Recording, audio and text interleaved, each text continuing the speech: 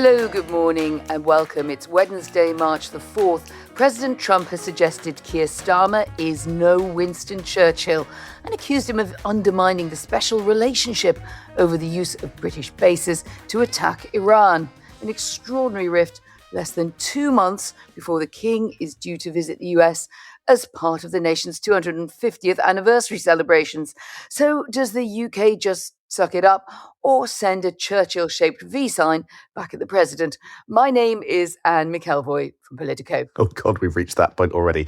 My name is Sam Coates of Sky News. I've got people telling me that this is all about to get so much worse on the ground in the Middle East. More on that in a moment. But the politics, as you say, Anne, is really divisive right now. Speaking in the Oval Office next to the German leader Friedrich Merz, the US president said he was not happy with the UK.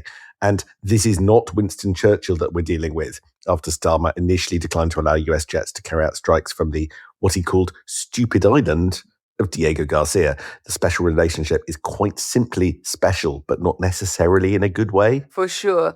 All of this coming in parallel with the spring forecast, the second biggest economic event of the year. We did a special number crunching episode yesterday afternoon after we'd heard that from Rachel Reeves. It is in your feeds to check out what we made of it. But so much of what we were saying yesterday, as we will continue to say today, is about the economic uncertainty caused by war in the Middle East, because the path that Rachel Reeves must follow changes dramatically, whether or not this all goes on for a day, a month, a year, and we just don't know which it's going to be. Inevitably, Britain is getting dragged further in as Iran widens its targeting. Yesterday afternoon, Keir Starmer giving a go-ahead to send a Royal Navy warship to protect Cyprus after RAF Akrotiri was hit by a drone. He said HMS Dragon, a Type 45 destroyer, would be dispatched. 2 Royal Navy helicopters also being sent equipped with missiles designed to counter drone attacks. But the Times saying today they won't arrive in the region for 8 days, and a lot can happen in that time. It is a mess. Before we go any further, the best thing I've got for you today, Anne, is some intel from somebody involved in all of this in Whitehall, who just wants to hammer home just how bleak the situation feels from inside the machine. There's a higher degree of nervousness than I think is being publicly let on about where all of this goes, the options that the government needs to take, and a sort of bleakness about it all. So I've got a couple of specific extra facts for you. Firstly, I understand that the UK has initiated conversations with the US about whether we shutter our embassies in the UAE and Bahrain, right? This hasn't happened yet. Ministers aren't referring to it publicly. They probably wouldn't confirm it publicly. I haven't bothered to go to the Foreign Office for it, but that conversation, I am told, is underway. And I needn't tell you, Anne, that's massive, right? These are embassies in countries that aren't directly involved. There are huge expat communities in those countries, and to do that would send a big, big, big signal to the expat communities and to what we think is safe and what we think it isn't safe across just a massive region. Clearly what's going on in the UAE and Bahrain is that there is a worry in the British government that Iranian counterattacks, possibly Iranian insurgency, Iranian-backed terrorism, could really harm UK assets there. I think there's a very specific threat to US assets in those countries. In other words, Britain is particularly worried because it has it's had some kind of warning that the US embassy in those countries might be attacked, and that's why we're considering taking this action. So behind the scenes, the UK is planning and talking about a big, big escalation in its response. And on one level, that isn't a surprise, but on another, there's a specific there that tells you just where this might go. And then I've got a second fact for you, which is it's just one of those little indicators of what not what's expected, but what's being braced for. Inside the government machine, some people are being rostered to deal with the crisis for 3 to 4 months to work on this crisis situation.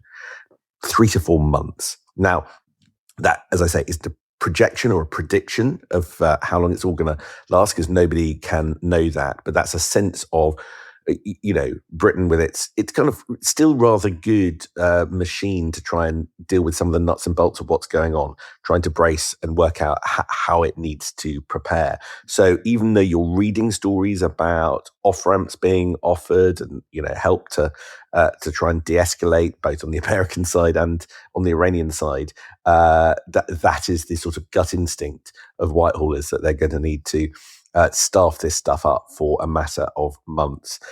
So the bottom line is that it's bleak in Whitehall, and the expectation is that it escalates and escalates and escalates, and that's what they're preparing for. It is alarming that you're hearing months there rather than weeks, in that sense that this could be a kind of one and done, or multiple strikes and done job. Just doesn't seem to be convincing those who have to do the risk assessment.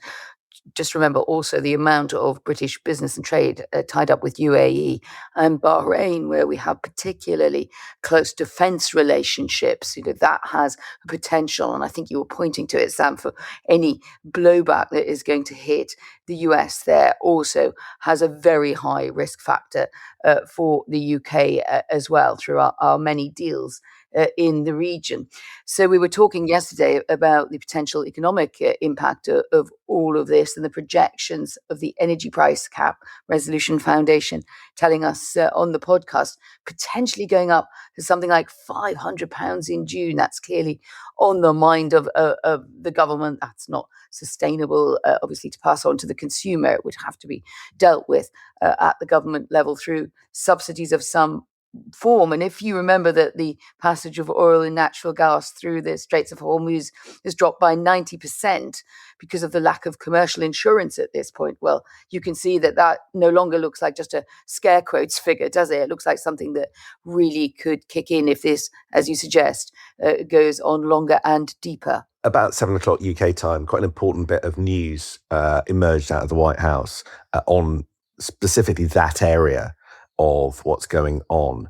The president took to Truth Social, his own social media platform, to announce, and this is complicated, but bear with me because it really, really matters.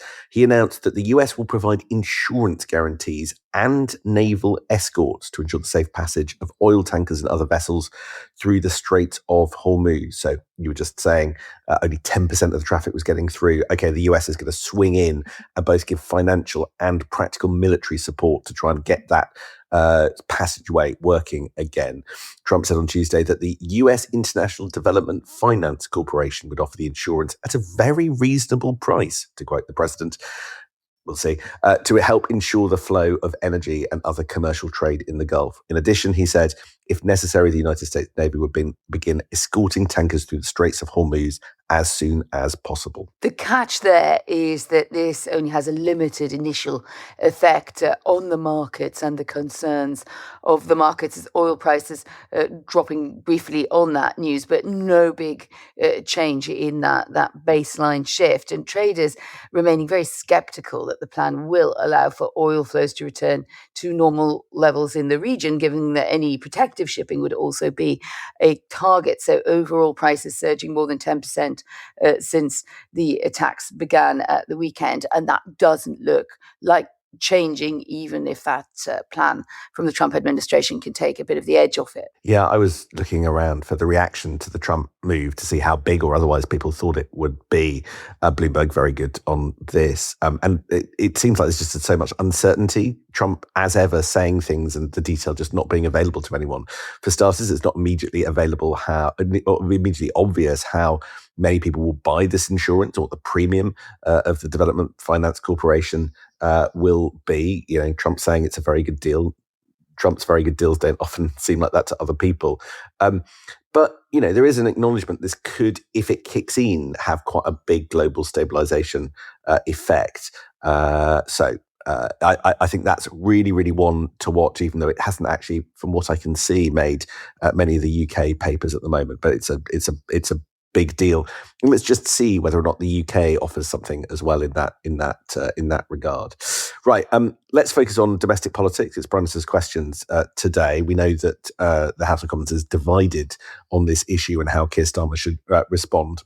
a little bit after 5 o'clock UK time, that's when we got the blast from Donald Trump about Keir Starmer from the Oval Office. And to read you what he said, Spain has been very uncooperative, and so has the UK. Second one is shocking, but this is not the age of Churchill. I say that the UK has been very, very uncooperative with that stupid island that they have, that they gave away and took 100-year lease, having to do with perhaps indigenous people claiming the island that never even saw the island before. What's that all about? Quite a lot of fact checking to be done by other people about that sentence there, but the sentiment is absolutely clear and the ramifications are obvious. And what did you make of it? Well, for one thing, the stupid island is incredibly important to American operations, military signaling, intelligence, etc. As you say, that was the fact checking was not something that was going to trouble the president, but his anger with Keir Starmer came across very clearly. So how does the Prime Minister absorb that jibe that he's no Churchill, tempting as it might be to parry that the President is not a Truman or an FDR either, but assuming he doesn't go that frontal, which is not Keir Starmer's style, as we know.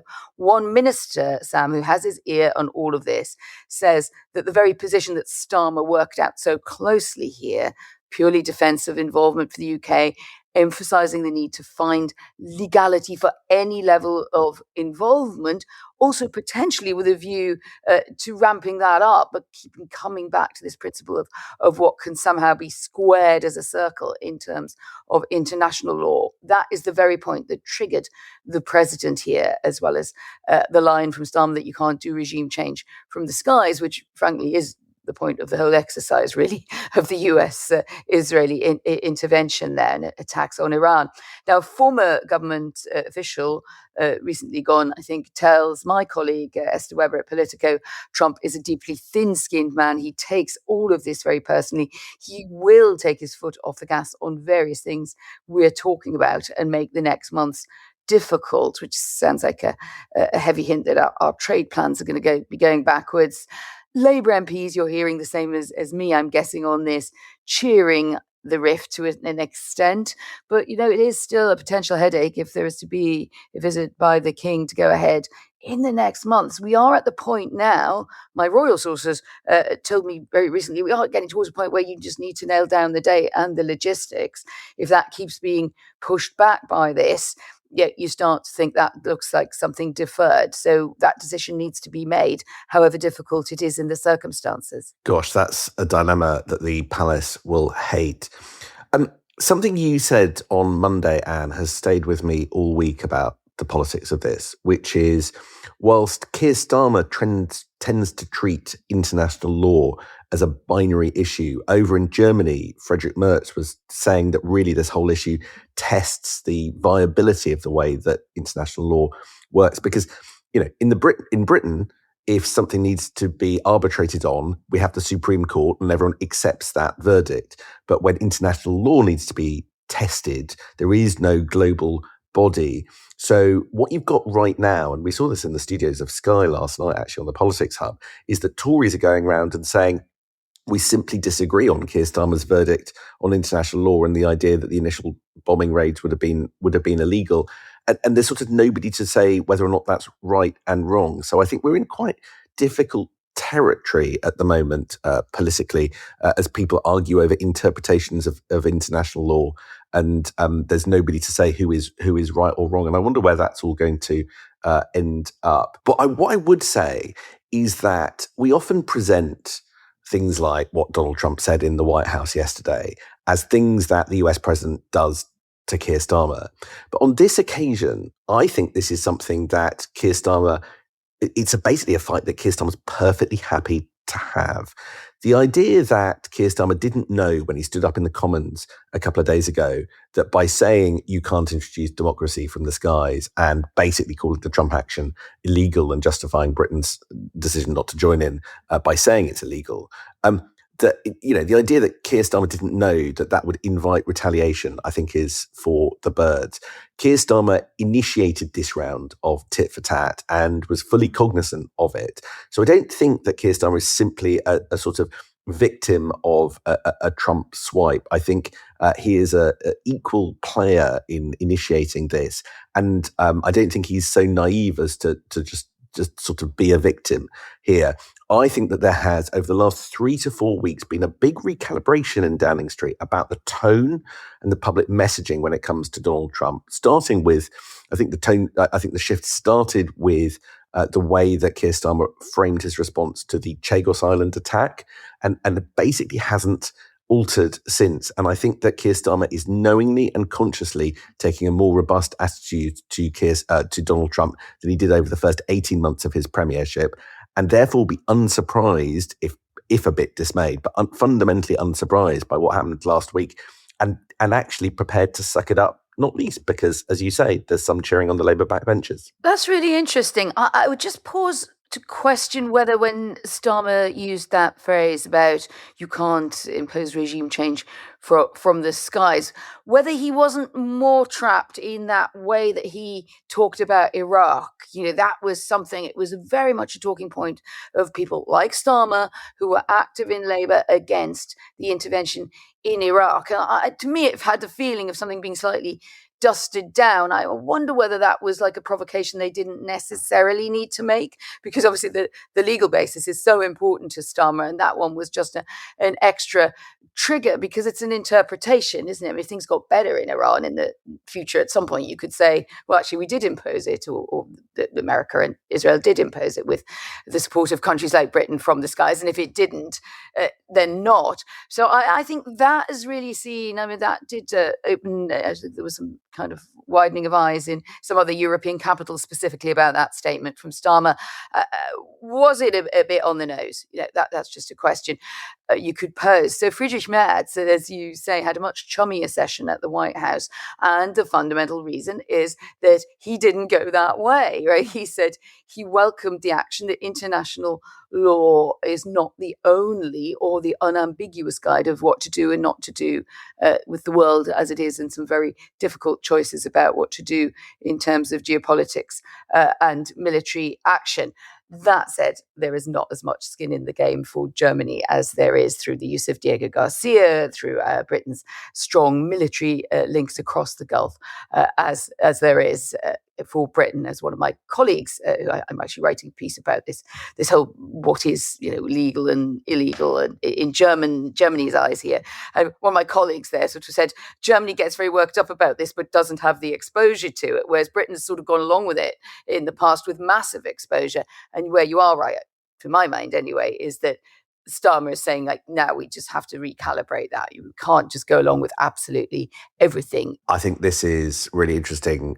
International law not being the binary that it's presented as in the way that we talk about it is probably an important conversation to have, but also one with quite tricky consequences